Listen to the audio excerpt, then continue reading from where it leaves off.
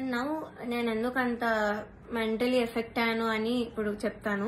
First thing నేను చెప్పినట్లు discrimination, అది ఇంకా జడ్జెస్ యొక్క డిస్గస్టెడ్ లుక్ తో నన్ను చూడడం, ఎప్పుడు ఒక చీడ పురుగును చూసినట్టు చూడడం, they treated me like I'm worthless.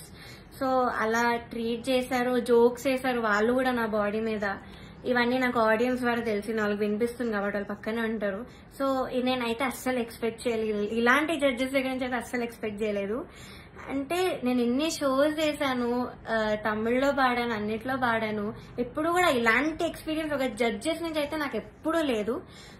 Shweta Mohan గారు ఇప్పటికి కూడా మాట్లాడతారు, నన్ను ఏంజల్ అంటారు, the sweetest, the most talented అంటారు. అలాంటిది ఇక్కడ వీళ్ళే నన్ను ఇలా ట్రీట్ చేస్తున్నారు, ఇలాంటి మాటలు అంటున్నారని చాలా చాలా బాగా అనిపించింది.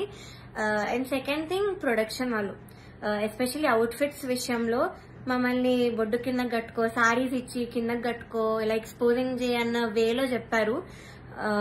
చాలాసార్లు తిప్పేవాళ్ళు నన్ను ఎస్పెషల్లీ కరెక్ట్ పాడే ముందు. అంటే ఎగ్జాస్ట్ అయిపోయేదాన్ని ఆ టైంకి, అయినా కూడా ఐ గేవ్ మై బెస్ట్, అది వేరే విషయం. అండ్ ఇలా బాడీ షేమింగ్, ఆ కాస్ట్యూమ్ డిజైన్ అయితే నా ఫేస్ మీద అన్నాడు, ఇలాంటి బాడీకి నేను ఇంకేం ఇవ్వగలను అన్న మాట అన్నాడు. ఏమో ఐ వాజ్ వెరీ వెరీ చాలా చాలా ఎఫెక్ట్ అయినాను మెంటలీ. ఈ విషయంతో మాత్రం సెల్ఫ్ ఎస్టీమ్ కానీ కాన్ఫిడెన్స్ కానీ అంతా లేకుండా పోయింది వీళ్ళనే మాటల వల్ల. అండ్ మీరు ఒకటి గమనించుంటే ఎస్పీబీ సార్ ఉన్నప్పుడు మాత్రం ఇలాంటి కుళ్ళు జోకులు, కామెడీలు, డాన్సులు చేయడం మాత్రం ఎప్పుడూ కూడా లేదు.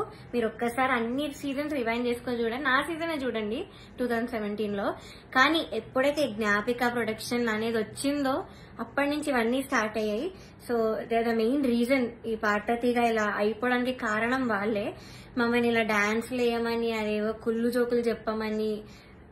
మీరు ముందు చూస్తారు, ఇప్పుడు ఎర్రని కొరదని గోపాలలో నేను చాలా డాన్స్ చేశాను, నెక్స్ట్ వచ్చే ఎపిసోడ్ లో కూడా డాన్స్ చేశాను, because I was forced to dance.